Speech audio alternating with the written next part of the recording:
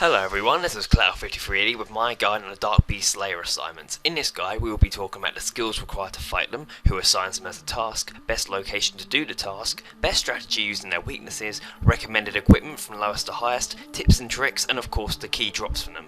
Now you can choose a certain section of this guide if you wish, or just click the play all option and make sure you have annotations turned on. So to start this guide off we will talk about the skills required to fight them. So, first off, to be able to be assigned Dark Beast as a Slayer task requires you to have a minimum of level 90 Slayer. Any lower than that, then you will not be assigned them. Their combat level is 182 and they have 2,200 life points. Their main attack style is melee based, that they will also use a magical attack if engaged in combat first. Their max hit is 170 for melee and 80 for their magical. You don't require any Slayer specific items to kill them, but you must have completed the Morning's End Part 2 quest to be able to fight them. However, you don't need to if you have assigned a task by Kurodao. Their combat level and life points is high, but they are easy enough to kill despite their level. You should have a high combat level already if you have 90 plus Slayer, but I do recommend you having at least 100 plus combat and 43 prior before fighting them. The lowest Slayer Master to assign him is Duradel or Lapalok. Duradel is replaced by him after you complete Wild Gothic Sleeves, but they both have the same function. The lowest Slayer Master to assign him is Duradel or Lapalok. Duradel is replaced by him after you complete Wild Gothic Sleeves, but they both have the same function. They can be found in Charlotte Village, but you must have completed the Charlotte Village quest to be able to reach them. You need both 100 combat and 50 Slayer to use him as a Slayer Master. I do recommend having 110 combat before asking them for frequent tasks though, just to increase the speed of the assignments. Both can assign between 130 to 200 Dark Beasts. Remember, you must have completed the Morning's End Part 2 quest to be assigned Dark Beasts as a Slayer task by them. The other Slayer Master is Kurodao. She is the highest Slayer Master and can be found in the Ancient Cavern. You must have completed the Barbarian Training minigame in order to reach her. To use Kurodao as a Slayer Master you need both 110 combat and 75 Slayer. It's up to you to wait till you're 120 combat before asking them for tasks, but it can be done. You may find it's a lot quicker to stay one Slayer Master below until then, though, for speedier tasks. Kurodao assigns 140 to a maximum of 250 Dark Beasts. Like I said earlier, you don't need to have completed the Morning End Part 2 quest to be assigned Dark Beasts by her, as she has them inside her dungeon. Anyways, that's it for the Slayer Masters. On to the locations where you can fight them. Now, there are two primary locations to fight these monsters. The first is the Mourner's Tunnels. So like I said earlier, you won't be assigned Dark Beast if you haven't completed Morning's End Part 2 unless you ask Kurodao, so you will only use this area with completion of the quest. Now, to reach the tunnels, head from East Ardone Market to West Ardone. If you remember from the quest, you need full Mourner gear to access the tunnels, so you will need to make space for the gear as well as your armour.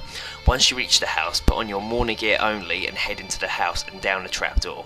Once you're inside the room, you can search the desk for a new tarnished key which opens a nearby gate. Just go around the corner and there are some Dark Beasts there. So it is a bit of a pain to get to them, having to bring the Mourner gear with you, but you should hopefully not need too many trips to complete your assignment. A little tip for everyone though is if you complete the Within the Light quest, you can get a crystal that can teleport you straight to these tunnels without a need for travel or to take the Mourner gear with you. As this area is the least popular, it should rarely have people around, so you should be able to complete the assignment quite quickly. Remember, the beasts are aggressive, so do not approach them until you are ready. So the other location is Kurodao's dungeon. This is the only place to fight them without completing Morning's End Part 2, but you can only access it if you've been assigned the task by Kurodao herself. There are a few other monsters in here, but they shouldn't do much harm to you on your way around. Work your way past the Hellhounds, then the demons, the dragons, the gargoyles, the abyssal demons, and then you'll reach the Dark Beasts. A tip, don't step through the portal to the beast to your ready, and do not go through the other portal as iron and steel dragons reside there. So this dungeon is easy to leave and access if using a ferocious ring, as you can teleport straight to the dungeon, so trips to and from the bank are much easier. However, as this area is more effective for completing the assignment, you will find more players here than at the other location. The beasts are also aggressive here as well as the Mourner's Tunnel. That's all about the locations. Next is strategies using their weaknesses. So their main weakness is stab style attack, so using a weapon with the stab attack style can greatly speed up tasks. Many weapons are stab like daggers, longswords, scimitars, spears, etc. Unlike other Slayer monsters, their only weakness relies on your weapon attack style. However, a strategy to fight these monsters is to allow them to attack you first. They are always aggressive, and by allowing them to make the first hit, they won't use their magic based attack, allowing you to defend from their melee attack on its own. Well, that's all for strategies. Now for the recommended equipment from lowest to highest. Now, like I said in the previous section, if you allow the beast to attack you first, then they will not use their magic attack, allowing you to protect from their melee attack. If using this strategy, a prayer method is an extremely effective and easy way to complete your assignments. So if you plan to use the prayer method, here is the equipment you should have from highest recommendation to lowest. So for the helmet, you either want the full Slayer helmet, black mask, helmet of Matizot, however you pronounce it, proselyte Saleh, initiate Saleh. Proselyte requires Slug Menace quest to be completed, and initiate requires the recruitment drive quest to be completed. For the cape, you either want the Soul Wars cape, Ardone cloak, Trim skill cape, God cloak or fire cape. For amulet, you either want the amulet of Fury, Glory, Strength or any god style. For weapon, you either want the chaotic longsword, chaotic rapier, abyssal whip, Saradomin sword or any lower equivalent. For shield, you either want Dragon Defender, Rune Defender, Valador's Shield, a God Book or a Dragonfire Shield. For body, you either want the Proselyte Hauberk, the Initiate Hauberk or Monk's Robe top. For legs, you want the Proselyte Cuisse, the Initiate Cuisse or Monk's Robe bottom. For boots, you either want Dragon Boots, Rune Boots, Rock Climbing Boots or White Boots. For ring, you either want the Ring of Wealth, Explorer's Ring, Fremenic Ring or Beacon Ring. Now if using Cyrodiil's Dungeon, Ferocious Ring can be used to inflict an extra 40 damage on top of your normal max hit. So for the inventory, you want a emergency teleport, extreme or super attack and strength potions, many prayer or super prayer potions, 1 or 2 food just to be safe. Holy Wrench can come in handy, and if you get the highest recommended setup, your prayer will only go down 8 points per minute while using protect from melee. Once you have done a few tasks, you will know how many prayer potions to bring with you to save you more inventory room to collect the loot. Another setup you can use is tanking them with high stab defense. The prayer method is more recommended, but if you want to go for speed, then this setup is much better. Now if you wish to use this method, here's the equipment you should bring from highest to lowest. So for helmet, you either want the full Slayer helmet, the Slayer helmet, black mask, Torag's helmet or Guffin's helmet. Cape, you want fire cape or a god cape, trim skill cape or obsidian cape. For amulet, you either want the amulet of Fury, Glory, God style or amulet of Strength. For weapon, you either want the chaotic longsword, chaotic rapier, abyssal whip, dragon scimitar, Saradomin sword or any god sword. For shield, you want Dragon Defender, Rune Defender, Dragonfire shield or Spirit shield. For body, you want Guffin's plate body or Torag's plate body, Darok's plate body or Bandos chest plate. For legs, you want Guffin's chain skirt, Torag's plate legs, Darok's plate legs or Bandos tassets. For boots, you want Dragon boots or Bandos boots, Rune boots or Rock climbing boots. For ring, you either want the Onyx ring imbued, the Dragonstone ring imbued, Fremenic ring, or if using Cyrodiil's Dungeon, Ferocious ring can be used to inflict an extra 40 damage on top of your normal max hit. So with this setup, for inventory you want the Enhanced Excalibur or Saradomin Godsword for healing, emergency teleport, 15 plus monkfish or high healing food, extreme or superset, a few prayer potions, and a healing familiar will drastically help with this setup, either like a Bunyip, a Titan or Unicorn Stallion. Like I said, this method is quick and effective if you can heal and take damage well, otherwise stick to the prayer setup method. You can also consider using a Darok's armor or Guffin's armor setup to fight them using the Barrow's ability. Now if you use the Darok set, that will mean keeping your life points as low as possible and keeping protect melee on at all times to hit them with extra high damage. The only risk with this setup is if you mess up at all, you could potentially be one hit killed.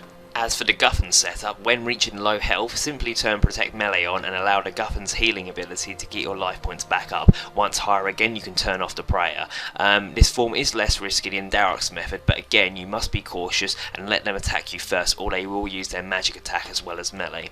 Well, that's all for the recommended equipment. Next is tips and tricks.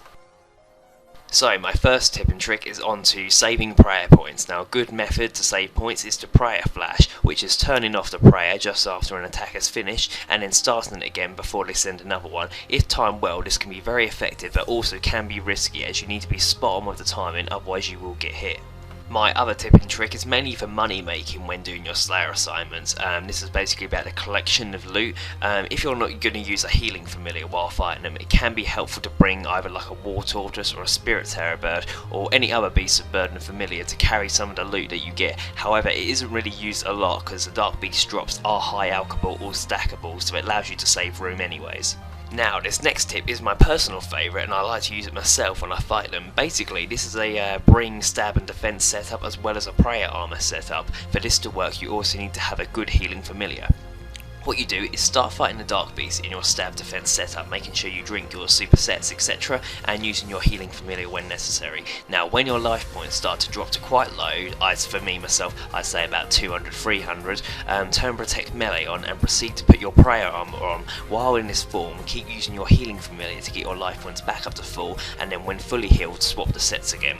Now, this has a lot of advantages. For one, less risk of dying just using the stab defense method. Secondly, you will save a lot of food and prayer potions.